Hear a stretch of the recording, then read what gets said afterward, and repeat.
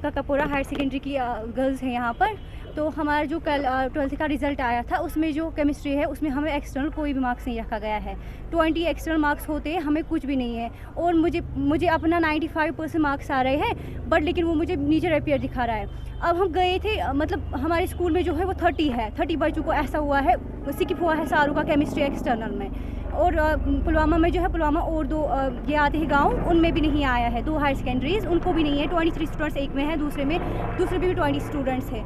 अब हम गए थे जो पुलवामा हमारा है वहाँ पे गए थे, तो उन्होंने हमें बोला कि ये टेक्निकल इशू है।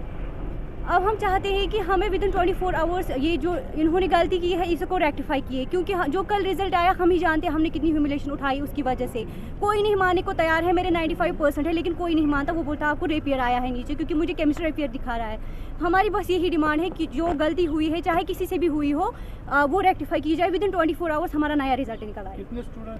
हमें 30 स्टूडेंट्स, हमारी मतलब जो हमारा हायर सेकेंडरी है वहाँ से 30 स्टूडेंट्स है, लेकिन पुलवामा में और भी 2 सेंटर्स है उनको भी हुआ है। जी सर, हमें एक्सटर्नल में कोई मार्क्स ही नहीं दिया गया है, वो सारा 6 हुआ है। हम सिर्फ वहाँ पे हमने मेंशन करा है, हमने रिजल्ट दिया है, वहाँ पे उन्होंने हमें एब्सेंट रखा है। हालांकि हमने रिजल्ट, हम गए सब ऑफिस पुलवामा, उन्होंने बोला पहले ये बेमुना का फॉल्ट है। बेमुना को उन्होंने कॉल की, उन्होंने बोला हमने दिल्ली में पेपर सबमिट किए थे, वहाँ पे कोई टेक्निकल गिल्ट जा रहा है। जब इतने सारे पेपर्स को टेक्निकल गिल्ट नहीं आया, हमारे पेपर्स को क्यों टेक्निकल गिल्ट जा रहा है?